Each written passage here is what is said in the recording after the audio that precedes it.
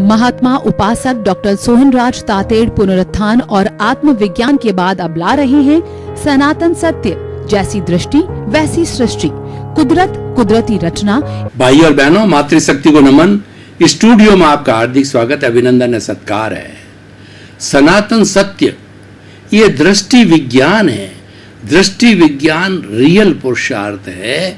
ये आपको अपने अस्तित्व के बारे में बताता है, अपने अस्तित्व की जानकारी कराता है, अपने अस्तित्व तक आपको पहुंचाता है और उसके साथ साथ में आपको सनातन सत्य देता है, कुदरत का कानून देता है और कुदरत कुदरती रचना के बारे में बताता है और आपको यूनिवर्सल ट्रुथ, सार्वभौम सत्य मिलता है।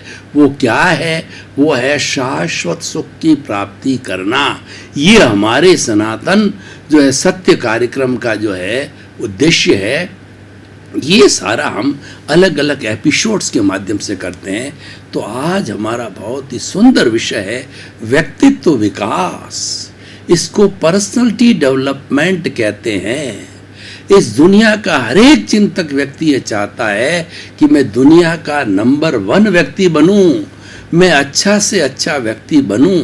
ये सोच रखना अच्छी है, लेकिन ये सोच, इसका व्यक्तित्व विकास के माध्यम से ही ये सोच आपकी जो क्रियान्विति में परिवर्तित होगी।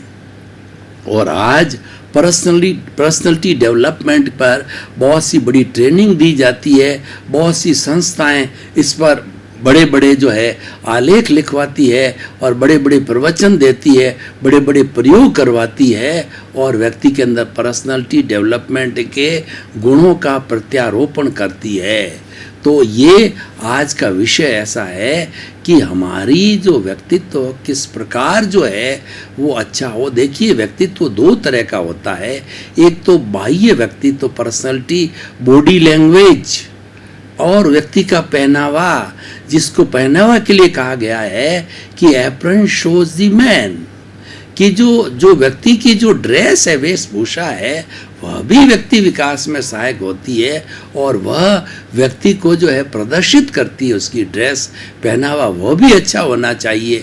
आजकल देखिए हमारी भारतीय संस्कृति के अंदर महिला का कितना सुंदर साड़ी का वगैरह पहनावा है, लेकिन धीरे धीरे कपड़ा घटता जा रहा है और अर्धनग्नता के ऊपर जो है वो नारी आ गई है। तो वो एक मॉडल के रूप में लगती है। हमें नारी का एक देवी रूप देखना है, मॉडल का रूप नहीं देखना है।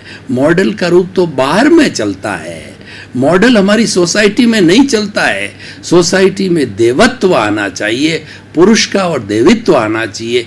स्त्री का जब वो झलकता है तो वह बेटी और पत्नी, माँ, दादी, नानी का बहुत ही सम्मानजनक दर्जा प्राप्त कर लेती है। नारी के लिए कहा गया है कि यत्र नारी पूज्यन्ते तत्र देवता रमन्ते। जिस घर में नारी की पूजा होती है वहाँ देवता निवास करते हैं। और जननी जन्म भूमिश्च स्वर्गदा, जन्म देने वाली माता और मातृभूमि स्वर्ग से बढ़ करके होती है। उस मातृभूमि की रक्षा के लिए हमारे लाडले हमारी सीमाओं के ऊपर बिना कफन बांध करके और अपने जो है जीवन की परवाह किए होते वो शहीद हो जाते हैं। और हमारे हिंदुस्तान के अंदर जो सबसे बड़ा महत्व दिया जाता है, शहीदों को दिया जाता है, चाहे 15 अगस्त हो, चाहे 26 जनवरी हो, क्योंकि उन शहीदों की वजह से आज हम सुरक्षित है। और वो किसी माँ के लाडले, किसी पत्नी के जो है वो पति और किसी जो संतान के माता पिता है, वह इन शरदों पर जो है अपनी जो गोलियां खा करके, जब हम रंगोली मनाते हैं, होली मनाते हैं, दीपावली मनाते हैं और वो शरद के ऊपर गोलियां खाते हैं, तो वो किसके लिए? वो हमारी सुरक्षा के लिए खाते हैं। तो ये हमें उनको स्थान दिया जाना चाहिए। तो मैं बात कर रहा था नारी की। जब नारी को इतना ऊंचा दर्जा हमारे धार्मिक ग्रंथों में, हमारे समाज में और सामाजिक व्यवस्था में और हमारे परिवार में दिया गया है, तो नारी को भी अर्धनग्नता और देह व्यापार, व्यभिचारिता, इन सब चीज से दूर होना रहना चाहिए। उनको राम और सीता का उदाहरण ध्यान में रखना चाहिए कि पतिव्रता नारी होना चाहिए। आज जो समाज में बड़ी कुरीति आ गई है कि कुछ नारियां शादी करने के बाद भी प्रेमिका से प्रेम अलग करती है और उसके अपने रियल पति की हत्या भी करा लेती है। कितना घृणित कार्य है। और जो है पति भी जो है कई बार जो है वो अपनी नारी को बराबर स्थान नहीं देता है। वो रोजगार अर्थ की पूरी व्यवस्था नहीं करता शरीर और अपने परिवार का पूरा ढंग से पालन पोषण स्नेह नहीं करता है, क्योंकि पुरुष का काम है अर्थ की व्यवस्था करना, नारी का काम है कि घर गृहस्थी को संभालना। ये गृहस्थी के दो पहिए हैं और जब ये सुदृढ़ हो जाते हैं तो गृहस्थी की गाड़ी 100 की स्पीड से आनंद के साथ चलती है। तो भाई और बहनों, व्यक्तित्व विकास की बात कर रहे हैं। ये व्यक्तित्व विकास के अंग हैं। जो हमारे जीवन में अच्छाई है वह व्यक्तित्व विकास का अंग है। फिर भी बहुत सी अच्छी बातें हमारे व्यक्तित्व विकास के अंदर हो सकती है, लेकिन मैं 5 बड़े सूत्र आपके सामने रखना चाहता हूं कि इन 5 सूत्रों को कोई भी व्यक्तित्व विकास करना चाहता है, कोई टीम का कैप्टन हो, चाहे भारत का प्रधानमंत्री हो या घर का मुखिया हो या परिवार को चलाने वाला हो और जो बैंक को चलाने वाला हो, समाज को चलाने वाला हो, एनजीओ को संभालने वाला, कोई भी लीडर व्यक्ति, खास तौर से उन लोगों के लिए हम दे रहे हैं जो व्यक्तित्व विकास करना चाहते हैं। और व्यक्तित्व विकास मुख्य तौर से जो लोग समाज को नई दिशा देने वाले होते हैं वो व्यक्तित्व विकास करते हैं। उनको करना भी चाहिए, क्योंकि जहाँ अच्छे व्यक्ति होंगे, अच्छे लीडर होंगे, तो वह हमारा घर अच्छा होगा, परिवार अच्छा होगा, समाज अच्छा होगा, देश अच्छा होगा और विश्व अच्छा होगा। कैसा अच्छा होगा कि वह विश्व वसुधैव कुटुंबकम बनेगा, जो कि हमारी अवधारणा हजारों साल से ऑलरेडी हिंदुस्तान के अंदर चल रही है। तो भाई और बहनों, पहला सूत्र है भावक क्रिया। अगर आप व्यक्तित्व विकास करना चाहते हो तो सबसे बड़ा सूत्र है कि आप वर्तमान में जियो। जो कार्य कर रहे हो पूरा आपकी अटेंशन उसके अंदर ही रहनी चाहिए। पढ़ाई के समय पढ़ाई, खेलने के समय में ध्यान खेलने में, गृहिणी भोजन पका रही है तो ध्यान भोजन में होना चाहिए। स्टूडेंट पढ़ाई कर रहे हैं तो सारी कंसंट्रेशन पढ़ाई में होनी चाहिए। संगीतकार गीत गा रहा है तो पूरी अटेंशन उसमें रहनी चाहिए। मैं प्रवचन देता हूँ प्रवचनकार के रूप में, तो मेरी सारी अटेंशन प्रवचन में रहनी चाहिए। जब हम अटेंशन देते हैं तब वह चीज 100% एफिशिएंसी पे आती है, क्योंकि हमारे भीतर से जो बात मुखरित होती है वो कंसंट्रेशन माध्यम से अभिव्यक्ति होती है। ये हमारी वाणी है, ये अभिव्यक्ति का माध्यम है। वाणी के लिए कहा गया है कि बोल्या के लाध्या। अगर व्यक्ति एक सेंटेंस बोलता है तो सामने वाला व्यक्ति अगर व्यक्तित्व विकास का है, वो चिंतक का है, उसकी लंबाई चौड़ाई गहराई नाप लेता है कि व्यक्ति का कैसा व्यक्तित्व है और व्यक्ति का चाल चलन कैसा है, व्यक्ति का व्यवहार कैसा है, व्यक्ति कैसा है। वो सारी जो है जन्म पत्री उतार लेता, उसकी एनालिसिस कर लेता है, विश्लेषण कर लेता है।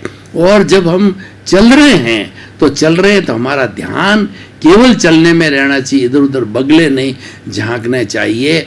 तो हम वो गमन योग कहलाता है। देखिए चलते चलते अगर आप ध्यान जो है केवल चलने में रहो तो कितने लाभ होते हैं। एक बेचारे छोटे छोटे प्राणी जो कि जमीन पर घूम रहे होते हैं तो हमारे पैर के नीचे आकर के दब जावे, ये अभयदान है, ये अहिंसा का कार्य है।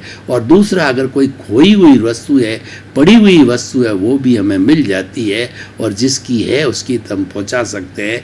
और सबसे बड़ी बात है कि हमारा जो कंसंट्रेशन है वह केवल मात्र वॉकिंग में रहे, चलने में रहे, वो गमन योग कहलाता है।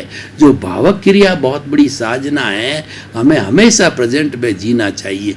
ये बात अलग है कि हमारे मन के कार्य क्या है कि वर्तमान का चिंतन करना, जो मैं बात कर रहा हूँ, लेकिन कई बार जो है हमें भूतकाल के अंदर थोड़े समय के लिए जाना पड़ता है, याद करना पड़ता है आवश्यकता पड़ने पर कि मैं 10 वर्ष की उम्र का था, जब कहाँ रहता था, क्या करता था, या किसी के संबंधों का पता लगाना होता है। और व्यापार में भी कोई भूतकाल की बात सोचने, थोड़े समय गए और वापस वर्तमान में आ गए। भविष्य की कल्पना भी कभी करनी पड़ती, क्योंकि हम भूत, वर्तमान, भविष्य को खंडित नहीं कर सकते, इनको अखंड रखना पड़ेगा। भूत, भविष्य, वर्तमान को जो अखंड रखता है वही व्यक्तित्व तो विकास कर सकता है। लेकिन जीना प्रेजेंट में ही है, इसलिए कहा गया है कि रहो भीतर जियो बाहर। इसका मतलब आपका जो अस्तित्व है, जो आपका प्रभु, भगवान, ईश्वर जो है, वो उसके साथ रहो, स्वास्थ्य स्व में अवस्थित रहो, अपनी आत्मा में अवस्थित रहो। तो जियो भीतर और रहो बाहर का मतलब ये है आप भावक क्रिया करो, आप वर्तमान में जियो, क्योंकि yesterday has gone away, tomorrow never exist, the moment of the present is with you. जो वर्तमान का समय है, प्रेजेंट मोमेंट है, उसी में ही वो क्रिया होती है, क्योंकि हम कल करेंगे, काल करे सो आज करो, आज करे सो अब, पल में परलय होएगी बहुरी कबे करेगा कब। कल किसने देखा है, कल कभी आता ही नहीं, अगली सांस आए या ना आए, सुभश्य शीघ्रम। ये सारी बातें व्यक्तित्व विकास की, और ये किस पर लागू होती है, वो लागू होती है हमारी भावक क्रिया वर्तमान में जीने पर। और भावक क्रिया एक ऐसी साधना है, व्यक्ति स्नेह स्नेह स्नेह स्नेह आगे बढ़ते बढ़ते वो जो है वो ध्यान के अंदर चला जाता है। तो वह जो है आलंबन ध्यान, निरालंबन ध्यान होते होते भावक क्रिया करने वाला व्यक्ति केवल ज्ञान तक चला जाता है, मुक्ति को प्राप्त कर हो सकता है। तो ये व्यक्तित्व विकास का बहुत बड़ा सूत्र है, भावक क्रिया। दूसरा प्रतिक्रिया विरति। होता क्या है, हमारी एनर्जी टिट बिट्स में खर्च होती है, नेले पे देला मारा, और जो है दूसरा हमने ईंट का जवाब पत्थर से दिया, किसी पत्नी ने, भाई ने, किसी दोस्त ने या किसी पड़ोसी ने, या हम सड़क पर चल रहे हैं, किसी व्यक्ति ने हमारे को कोई ऊंची नीची बात कही, हमने उसको 2 सुना दी, उसने 2 की जगह हमको 4 सुना दी, हमने 4 की जगह उसको 8 सुना दी, गुत्थम गुत्था हो गए। ये प्रतिक्रिया विरति है। कोई भी व्यक्ति आपको किसी तरह की बात कहे, आप मौन रहो, आप जो उपेक्षा के भाव रहो, आप मध्यस्थ भाव रहो, उस वक्त उसके सामने नहीं बोलना है, क्योंकि वो जो कह रहा है वो क्रोध के वशीभूत होके कह रहा है, उसमें चंडाल आ गया है, उसको सुधार करना है, अपनी बात का प्रतिकार करना है। तो जब उसका चंडाल ठंडा हो जाए, जब उसका क्रोध ठंडा हो जाए, तब उसको समझा सकते हो भैया ये नहीं, बात ऐसे है, तो अपनी गलती स्वीकार करेगा। तो इस तरीके से प्रतिक्रिया विरति, हमें प्रतिक्रिया नहीं करनी है, हमें उस वक्त में साइलेंट रहना है, हमें उस वक्त के अंदर मौन रहना है। और कोई अति आवश्यक की चीज़ हो कि ऐसी चीज़ हो उसका तुरंत जवाब देना जरूरी है, तो हमें जो अगले वाला क्रोध के वशीभूत है, हम जो है प्रेम के वशीभूत होके, शांति के वशीभूत होकर के हम जो उसको मृदुता के अंदर जवाब देवें, तो वो उसको क्रोध जो है आगे नहीं बढ़ेगा, अगर आवश्यक हो तो, नहीं तो उस वक्त में साइलेंट रहना चाहिए।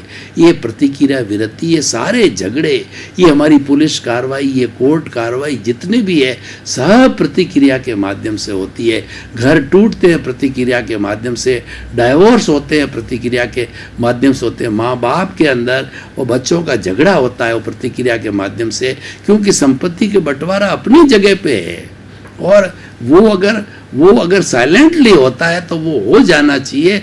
उसके अंदर भी क्या बैठ के बात करनी पड़ेगी, इंटरेक्शन करना पड़ेगा। मात्र प्रतिक्रिया करने से कोई सॉल्यूशन नहीं निकलना है, गुत्थी उलझती जाएगी।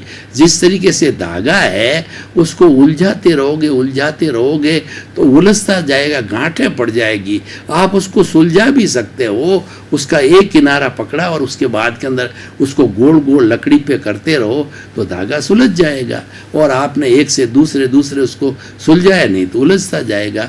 प्रतिक्रिया विरति। तीसरा मैत्री। भगवान महावीर ने कहा अपना सच में सुलझा, मैथिंग भूयसु कप्पये। तुम स्वयं सत्य खोजो। तुम मेरे को, महावीर को जानने मानने से कुछ नहीं होगा। जो रास्ता मैंने अख्तियार किया है, जो मैंने ज्ञाता दृष्टा का रास्ता, अकर्ता का जो रास्ता अख्तियार किया है कि no ownership, no doership, no blame, no claim का रास्ता मैंने जो 12.5 वर्ष तक साधना की है, मैंने जो भावक क्रिया की साधना की है, प्रतिक्रिया विरति की साधना की है, मैत्री की साधना की है, वह तुम भी करो। कैसे करना कि मैथिंग भूयसु कप्पये, यानी हर प्राणी को मित्रवत समझो। आप हर वक्त ये चिंतन करो कि जो खामे में सब जीवे, सब्बे जीवा खमंतु में, मिट्टी में सब भूयसु वेरंग मज्ज न केरनई। इस 84 लाख जीवा योनि के प्राणियों को मैं क्षमा करता हूँ, वे मुझे क्षमा करे। मेरी सबसे मित्रता है, मेरा इस दुनिया के अंदर कोई भी शत्रु नहीं है, मेरा किसी से शत्रुता का भाव नहीं, ये मैत्री का भाव है। जब आप किसी व्यक्ति को अपने जैसी आत्मतुलावत समझोगे, अब वो आपका कभी दुश्मन हो ही नहीं सकता, वो तो हमेशा आपका मित्र रहेगा। और कोई भी मित्र होगा वो आपका बुरा करना तो दूर की बात है, बुरा है चिंतन करेगा ही नहीं। मित्र और हित चिंतक कभी भी बुरा नहीं करता है। बुरा तो कब करता है, हम किसी में शत्रुता का भाव रखते हैं, हम नेगेटिव थॉट्स के कारण किसी को दोष देखते हैं, किसी को शत्रु मानते हैं, तब वो भाव भी उसके अंदर क्रिएट हो सकता है। भावों का जगत का बड़ा संसार है कि जैसा आप किसी के प्रति भाव करते हो, वह जो है ऑटोमेटिकली उसके पास में चला जाता है। ये भावों का जगत है, ये आत्मा का अव्ययवाद जो आत्माएं होती उनका सिस्टम है। इसीलिए हमें हर एक के साथ में मैत्री करनी चाहिए। मैत्री में नुकसान क्या है? मैत्री में तो आनंद ही है, हम टेंशन फ्री रहेंगे कि जीवन में हमारा कोई दुश्मन नहीं है। तो जब दुश्मन नहीं है तो बड़े आराम से होगा। इसलिए कहा गया है कि 3 बात से जीव को सदा राखिए दूर, कर्ज, बीमारी, मुकदमा और फिर खाओ भरपूर। अगर आपको जीवन में आनंद के साथ जीना है तो कर्ज मत लो, क्यों? कर्ज न तो सोता है, दिन सोता है, वो रात सोता है, मीटर चलता रहता है। बिजली का मीटर तो काम नहीं लेंगे, बंद होता है, पानी का मीटर बंद होता है, कर्ज का मीटर बैंक से लिया 1 सेकंड भी बंद नहीं होता है। और लेते हो तो उसके पैरेलल व्यवस्था होनी चाहिए कर्ज चुकाने की, वो बात तो अलग है, वो तो व्यवस्था है। तो कर्ज, बीमारी, छोटी हो बीमारी हो बड़ी हो, बीमारी में सावधान रहना चाहिए। तुरंत जो है उसको जड़ से काटने की कोशिश करनी चाहिए। अगर वो विकराल रूप ले लेती है तो खुद भी परेशान, परिवार का भी परेशानी और अर्थ का भी जो है व्यय हो जाता है। सब तरह से नुकसान ही नुकसान है। तो कर्ज, बीमारी और मुकदमा तो आप जानते हो कि जो है दादा करता है और पोता लड़ता रहता है, क्योंकि ये कोर्ट की तो हिंदुस्तान में प्रक्रिया का तो भगवान ही मालिक है। इसलिए 3 कोर्ट से हमेशा दूर रहो। सफ़ेद कोर्ट का मतलब हो गया डॉक्टर। आप prevention is better than cure, शुरू से आप अपने डॉक्टर बनो। आपका दूसरा कोर्ट आपका डॉक्टर क्यों बनता है? वो भीतर जो है आप अपने डॉक्टर हो। भीतर का जो है वो आपका जो अवचेतन मन बता देता है कि बीमारी खड़ी हो गई, इसका तुरंत इलाज करो। उसके देशी नुस्खे बहुत है, आप अपने स्तर पे भी कर सकते हो, मजबूरी में जाना भी पड़ सकता है। और दूसरा मिटिया कोर्ट है, पुलिस कार्रवाई से दूर रहो। झगड़ा टंटा हो गया तो वहीं क्षमा याचना करो, जो कुछ भी लेना देना वहीं करके सल्टा दो। और जब वहीं सल्टा देंगे तो काले कोर्ट का काम भी नहीं पड़ेगा, क्योंकि काले कोर्ट तो क्या है कि लड़ाते रहते हैं, अपना उल्लू सीधा करते रहते हैं, अपनी फीस करते रहते हैं, क्योंकि उसके भरोसे ही जो है उनका गृहस्थी चलती है, उनका काम चलता है, उनका रोजगार चलता है, उनका धंधा चलता है। और लास्ट में 10 साल 20 साल 30 साल के बाद में दोनों पक्ष के जो है वकील मिल करके कह देते अब समझौता कर लो, और जज भी कहता है समझौता कर लो। तो 30 वर्ष के अंदर इतना सारा किया, तो समझौता फर्स्ट स्ट्रोक पहले ही दिन कर लेना चाहिए था। तो भाई और बहनों, जो है भावक क्रिया, प्रतिक्रिया विरति, मैत्री, मित भाषण, व्यक्ति को बहुत थोड़ा बोलना चाहिए, सुनना ज़्यादा चाहिए। देखिए ये कान तो 2 है, बोलने का मुंह 1 है। भगवान ने बड़ा न्याय किया है कि कम बोलो, सुनो ज़्यादा। तो इसीलिए जब हम कम बोलेंगे तो क्या होगा, भावक क्रिया प्रतिक्रिया मैत्री मित भाषण, मतलब थोड़ा बोलना, मीठा बोलना, हितकारी बोलना और तंतीली भाषा, टॉन्टिंग भाषा नहीं बोलनी, किसी को दुख पहुंचे वैसा भाषा नहीं बोलना। ऐसी बानी बोलिए मन का आपा खोए और औरन को शीतल करे आपो शीतल हो।